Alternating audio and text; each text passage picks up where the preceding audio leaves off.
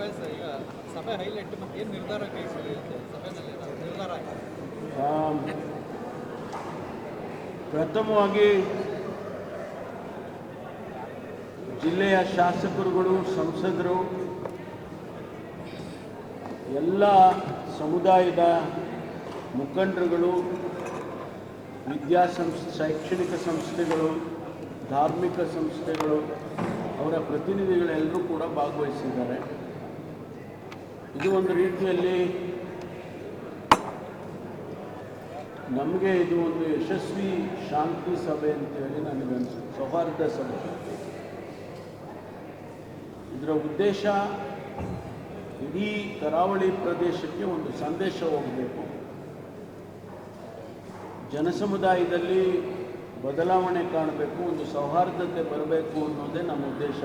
ಜಿಲ್ಲಾ ಸಚಿವರು, ನಾನು ಕಳೆದ ಏನು ಇಲ್ಲಿ ಕೊಲೆಗಳಾಯಿತು ಆಗಿಂದಲೂ ನಾವಿಬ್ಬರು ನಿರಂತರವಾಗಿ ಚರ್ಚೆ ಮಾಡಿಕೊಂಡು ಯಾವ ರೀತಿ ನಾವು ಇದನ್ನು ಒಂದು ಕಂಟ್ರೋಲಿಗೆ ತರೋದರ ಜೊತೆಗೆ ಬದಲಾವಣೆಯನ್ನು ತರಬೇಕು ಅಂತೇಳಿ ನಾವು ಚರ್ಚೆ ಮಾಡಿಕೊಂಡು ಈ ಸಭೆಯನ್ನು ಮಾಡಿದ್ದೇವೆ. ಇವತ್ತು ಭಾಳ ಸಂತೋಷದ ವಿಚಾರ ಅಂತ ಹೇಳಿದರೆ ಅನೇಕ ಒಳ್ಳೆಯ ಪಾಸಿಟಿವ್ ಸಲಹೆಗಳು ಕೂಡ ಬಂದಿದೆ. ತಾವೇ ಗಮನಿಸಿದಿರಿ, ಯಾರೂ ಕೂಡ ವಿರುದ್ಧವಾಗಿ ಆಡುವಂಥ ಮಾತುಗಳು ಯಾವುದೂ ಬಂದಿಲ್ಲ. ಕೆಲವು ಸಲಹೆಗಳು ಕೊಟ್ಟಿದ್ದಾರೆ, ಅದನ್ನು ಖಂಡಿತವಾಗಿ ನಾವು ಈ ಪ್ರದೇಶಕ್ಕೆ ಸೀಮಿತವಾದಂಥ ಸಲಹೆಗಳನ್ನು ಕೊಟ್ಟಿದ್ದಾರೆ, ಅದನ್ನು ನಾವು ಪರಿಗಣಿಸ್ತೇವೆ, ಚರ್ಚೆ ಮಾಡ್ತೇವೆ. ಸಂಬಂಧಪಟ್ಟ ಸಚಿವರುಗಳು ಮತ್ತು ಮುಖ್ಯಮಂತ್ರಿಗಳ ಜೊತೆಯಲ್ಲಿ ಚರ್ಚೆ ಮಾಡಿ ನಾವು ಕ್ರಮ ತಗೊಳ್ತೇವೆ. ಒಂದೇನಪ್ಪ ಅಂತ ಹೇಳಿದರೆ, ಸಂದೇಶ ಹೋಗಬೇಕು ಇಡೀ ಈ ಭಾಗಕ್ಕೆ ಅಂತೇಳಿ ನಾವು ಮಾಡಿದಂಥ ಸಭೆ ಅದು ಯಶಸ್ಸಾಗಿದೆ ಅಂತ ಹೇಳಿ ನನಗೆ ಅನಿಸುತ್ತೆ. ಎರಡನೇದು, ಮುಂದೆ ನಾವು ಏನು ಮಾಡಬೇಕು ಅಂತಕ್ಕಂಥ ಅದರ ಬಗ್ಗೆ ನಾವು ಕ್ರಮ ತಗೊಳ್ತೇವೆ. ಕಠಿಣವಾದ ಕ್ರಮ ತಗೊಳ್ಳೋದು ಅಂತ ಹೇಳಿದರೆ, ನಾನು ಹೇಳಿದ್ದೆ ಅಲ್ಲ, ಅವಕಾಶ ಕೊಡಬೇಡಿ. ಪೊಲೀಸ್ನವರು ಇನ್ನೂ ಕಠಿಣವಾಗಿ ಕ್ರಮಗಳನ್ನು ತಗೊಳ್ಬೇಕಾಗುತ್ತೆ. ಒಂದು ವೇಳೆ ನಾವು ಮರುಕಳಿಸಿದ್ವಿ, ಬೇರೆ ಬೇರೆ ರೀತಿಯಲ್ಲಿ ನಾವು ಈಗಾಗಲೇ ಸ್ಪೆಷಲ್ ಆ್ಯಕ್ಷನ್ ಫೋರ್ಸ್ ಮಾಡಿದ್ದೇವೆ, ಪೊಲೀಸ್ ಇಲಾಖೆಯಿಂದ ಮಾಡೋ ಕೆಲಸ ಎಲ್ಲ ಮಾಡ್ತಾಯಿದ್ದೇವೆ. ಆದರೆ ಜನಸಮುದಾಯದಲ್ಲಿ ಅದು ಬದಲಾವಣೆ ಬರಬೇಕಲ್ವಾ? ಅದು ಜನಪ್ರತಿನಿಧಿಗಳು, ಧಾರ್ಮಿಕ ಸಂಸ್ಥೆಗಳು, ಶಿಕ್ಷಣ ಸಂಸ್ಥೆಗಳು ಇವೆಲ್ಲರೂ ಕೂಡ ಆ್ಯಕ್ಟಿವ್ ಆಗಿ ಈ ವಿಚಾರದಲ್ಲಿ ಸ್ವಲ್ಪ ಕೆಲಸ ಮಾಡಿದರೆ ಸರಿ ಹೋಗ್ಬೋದು.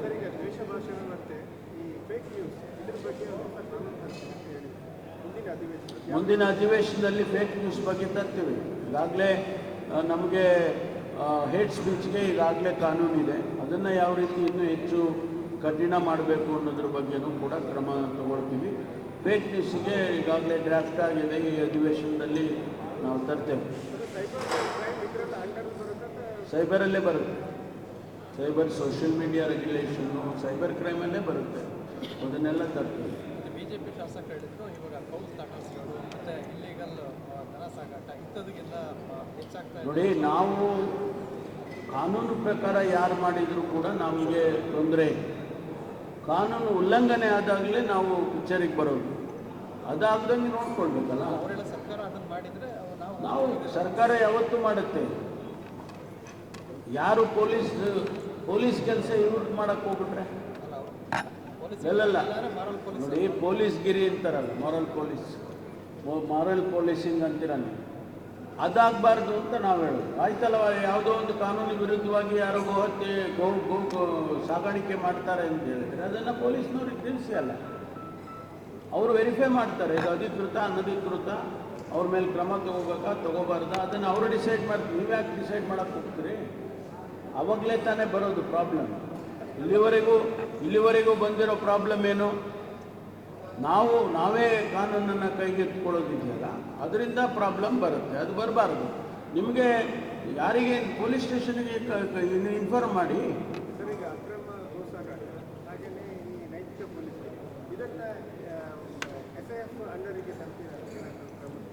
ಅವ್ರಿಗೆ ಮ್ಯಾಂಡೇಟ್ ಕೊಡ್ತೇವೆ ನಾವು. ಈಗಾಗಲೇ ಅದ್ರ ಬಗ್ಗೆನೂ ಕೂಡ ಗಮನ ಹರಿಸಬೇಕು. ಕಾನೂನು ಉಲ್ಲಂಘನೆ ಆಗಬಾರ್ದು. That covers everything.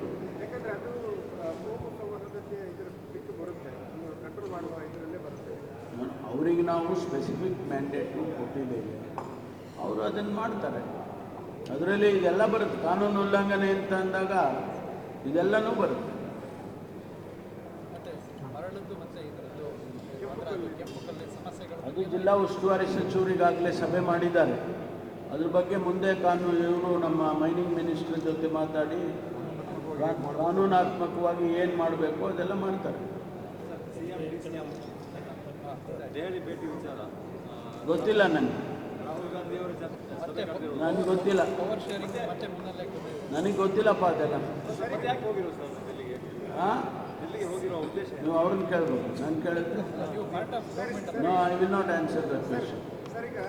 ಬೇರೆ ಇನ್ನೇನಾದರೂ ಅಭಿವೃದ್ಧಿ ಬಗ್ಗೆ ಮಾತಾಡಿ. ಏನು ಗ್ಯಾರಂಟಿಗಳಿದ್ದಾವೆ ಅದನ್ನ ಸ್ವಾಮೀಜಿಗಳು ಅದನ್ನು ವಿರೋಧ ಮಾಡ್ತಾ ಇದ್ದಾರೆ. ರಂಭಾಪುರಿ ಸ್ವಾಮೀಜಿಯವರು ಅದರಿಂದ ಸೋಮಾರಿತನ ಆಗ್ತಾ ಇದೆ ಅಂತ ಹೇಳಿ. ಇನ್ನೊಂದು ಕಡೆಯಿಂದ ಪವರ್ ಶೇರಿಂಗಲ್ಲಿ ನಿಮಗೆ ಏನು ಇದಾಗಿದೆ ನೋಡಿ, ಒಬ್ಬೊಬ್ಬರು ಒಬ್ಬೊಂದೊಂದು ಅಭಿಪ್ರಾಯ ಹೇಳ್ತಾರೆ. As a government we have taken some decision. ನಾವು ಬಡ್ಜೆಟರಿ ಅಲೊಕೇಶನ್ ಮಾಡಿಕೊಂಡೇ ನಾವು ಇದನ್ನು ಮಾಡ್ತಾ ಇರೋದು. ಇಂಪ್ಲಿಮೆಂಟೇಷನ್ನು ಯಾವುದರದ್ದು 5 ಗ್ಯಾರಂಟಿದು ಹಡಾಕಾಗಿ ಏನೂ ಮಾಡ್ತಾ ಇಲ್ಲ. ಮುಖ್ಯಮಂತ್ರಿಗಳು 52,000 ಕೋಟಿ ರೂಪಾಯಿಯನ್ನು ಬಡ್ಜೆಟರಿ ಅಲೊಕೇಶನ್ ಕೊಟ್ಟಿದ್ದಾರೆ. ಅದ್ರ ಪ್ರಕಾರ ನಾವು ನಡೆಸಿ ಗೌರ್ಮೆಂಟ್ ಫ್ಲ್ಯಾಗ್ಶಿಪ್ ಪ್ರೋಗ್ರಾಮ್ ರೀ. ಅವರವರ ಜನರ ಅಭಿಪ್ರಾಯ ಒಬ್ಬೊಬ್ಬರದ್ದು ಒಂದೊಂದು ಇರುತ್ತೆ. ಅದನ್ನು ನಾವು ಅವ್ರದ್ದು ತಪ್ಪು ಅಂತ ನಾನು ಹೇಳಲ್ಲ, ಅವ್ರ ಅಭಿಪ್ರಾಯ ಅವ್ರು ಹೇಳಿದ್ದಾರೆ. ವಿರೋಧ ಪಕ್ಷದವರು ಒಂದು ಕಡೆಯಿಂದ ವಿರೋಧ ಮಾಡೋದು ಓಕೆ, ಆದರೆ ಧಾರ್ಮಿಕ ಮುಖಂಡರು ಸ್ವಾಮೀಜಿಗಳು ಕೂಡ ಅದನ್ನು ವಿರೋಧ ಮಾಡಲಿಕ್ಕೆ ಶುರು ಆಗ್ಬೋದು, ಅವ್ರ ಅಭಿಪ್ರಾಯ. ಇದು ನಾವು ಅದನ್ನು ವಿರೋಧ ಮಾಡಿದರು ಅಂತ ಕಳಿಸೋಲ್ಲ, ಅವರ ಅಭಿಪ್ರಾಯನ ಎಕ್ಸ್ಪ್ರೆಸ್ ಮಾಡಿದರು. ಸರ್. ಹಾಗೇನೆ ಡಿ ಕೆ ಶಿವಕುಮಾರ್ ಅವರಿಗೆ ಮುಂದಿನ ಇದು ಕೊಡಬೇಕು ಅಂತ ನಮ್ಮ ಅದೇ ನಾನು ಹೇಳಿದ್ನಲ್ಲ, ಅವ್ರ ಅಭಿಪ್ರಾಯ ಹೇಳಿದ್ದಾರೆ.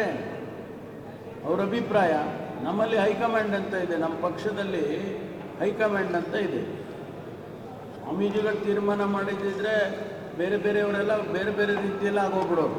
ಸರ್ ಒಂದು ಕಡೆಯಿಂದ ನಿಮ್ಮ ಹೆಸರು ಮೇಲೆ ಬರ್ತಾ ಇದೆ ಈಗ ಬಿಡಿಯಪ್ಪ, ಅದು ಬಿಟ್ಬಿಟ್ಟು ಬೇರೆ ಎಲ್ಲ ಮಾತಾಡ್ರಿ. ಈಗ ಮುಖ್ಯಮಂತ್ರಿ ವಿಚಾರ ಮಾತಾಡಬೇಡಿ ಪ್ಲೀಸ್.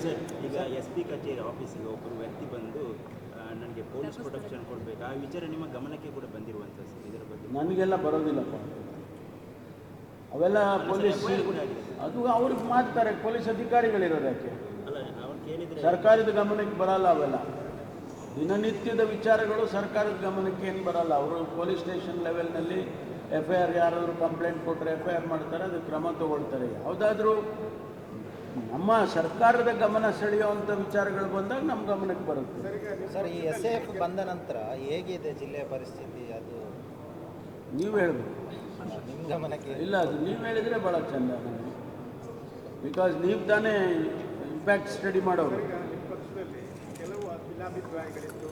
ಸುರ್ಜೇವಾಲಾ ಬಂದುಕೊಂಡು ಅವರಿಗೆ ಮನವೊಲಿಸುವ ಕಾರ್ಯಕ್ರಮ ಮಾಡಿದ್ದಾರೆ, 1-to-1 ಮೀಟಿಂಗ್ ಕೂಡ ಮಾಡಿದ್ದಾರೆ. ಆದರೆ ಎಲ್ಲ ಒಂದು ಕಡೆ ಮತ್ತು ಬೆಳೆ ತಪ್ತಾ ಇದೆಯಾ ಅನ್ನುವಂಥ ನಮ್ಮ ಪಕ್ಷದಲ್ಲಿ ಯಾವುದೇ ಭಿನ್ನಾಭಿಪ್ರಾಯಗಳಿಲ್ಲ. ಸರ್ ಓಪನ್ ಸ್ಟೇಟ್ ಕೇಳಿಯಪ್ಪ, ಕೆಲವರು ಶಾಸಕರು ಅವ್ರ ಕ್ಷೇತ್ರದಲ್ಲಿ ಕೆಲಸ ಆಗಲಿಲ್ಲ ಅನ್ನೋ ಬಗ್ಗೆ ಮಾತಾಡಿದ್ದಾರೆ, ಇಲ್ಲ ಅಂತಲೂ ಹೇಳೋದಿಲ್ಲ ನಾನು. BR ಪಾಟೀಲ್ ಮಾತಾಡಿದ್ದಾರೆ, ರಾಜು ಕಾಗೆ ಮಾತಾಡಿದ್ದಾರೆ, ಅವರ ಕ್ಷೇತ್ರದ ವಿಚಾರಗಳು ಮಾತಾಡಿದ್ದಾರೆ. ಅವ್ರು ಯಾವುದಾದ್ರೂ ಪಾಲಿಸಿ ವಿಚಾರ ಮಾತಾಡಿದ್ದಾರೆ? ಅವರು ಹೇಳಿರೋದು ನಮ್ಮ ಕ್ಷೇತ್ರಕ್ಕೆ ಕೆಲಸ ಆಗಬೇಕು, ಅದಕ್ಕೆ ಹಣ ಬಿಡುಗಡೆ ಆಗಬೇಕು, ಮಾಡಿಲ್ಲ, ಅದನ್ನು ಮಾಡಿ ಅಂತ ಹೇಳಿದ್ದಾರೆ. ಮುಖ್ಯಮಂತ್ರಿಗಳು ಕರೆದು ಹಾಂ ಪಾಲಿಸಿ ಬಗ್ಗೆ ರಾಯರೆಡ್ಡಿ ಏನಂತ ಮಾತಾಡಿದ್ದಾರೆ? ಅವ್ರು ಒಂದು ಕಡೆ ನಿಮಗೆ ಅಭಿವೃದ್ಧಿ ಆಗಬೇಕಾದ್ರೆ ನೀವು ಇದನ್ನು ಬಿಡಬೇಕು. ಅವರ ಅಭಿಪ್ರಾಯ ಹೇಳಿದ್ದಾರೆ ಅಷ್ಟೇ, ಅವರ ಅಭಿಪ್ರಾಯ ಹೇಳಿದ್ದಾರೆ. ನಾವು ಅದನ್ನು ಚರ್ಚೆ ಮಾಡಿ ಅದನ್ನು ಪಾಲಿಸಿ ಇವೆಲ್ಲ ಚರ್ಚೆ ಮಾಡಿ ತಾನೇ ನಾವು ತೀರ್ಮಾನ ತಗೊಂಡಿರೋದು. ಗ್ಯಾರಂಟಿಗಳನ್ನು ತರೋದಕ್ಕೆ ಮುಂಚೆ ನಾವು ಇದೆಲ್ಲ ಚರ್ಚೆ ಮಾಡಿದ್ದೀವಿ, ಸುಮ್ಮನೆ ತಂದಿಲ್ಲ. ಭಾಳಷ್ಟು ಡಿಸ್ಕಷನ್ಸ್ ಆಗಿದೆ ಇದ್ರ ಬಗ್ಗೆ ಮಾಡಿ. ನೆನ್ನೆ ಅದರ ಸಾಧಕ ಬಾಧಕ, ಫೈನಾನ್ಷಿಯಲ್ ಕಮಿಟ್ಮೆಂಟು ಎಲ್ಲವನ್ನು ಕೂಡ ಲೆಕ್ಕಾಚಾರ ಮಾಡಿಯೇ ನಾವು ಮಾಡಿದ್ದೇವೆ. ಅದನ್ನು ಮುಖ್ಯಮಂತ್ರಿಗಳು ಅನೇಕ ಸಂದರ್ಭದಲ್ಲಿ ಕೂಡ ಅವರು ಹೇಳಿದ್ದಾರೆ. ಫೈನಾನ್ಷಿಯಲ್ ಸ್ಟೇಟಸ್ ಹೇಳಿಲ್ಲ, ಅವರು ಹೇಳಿದ್ದಾರೆ.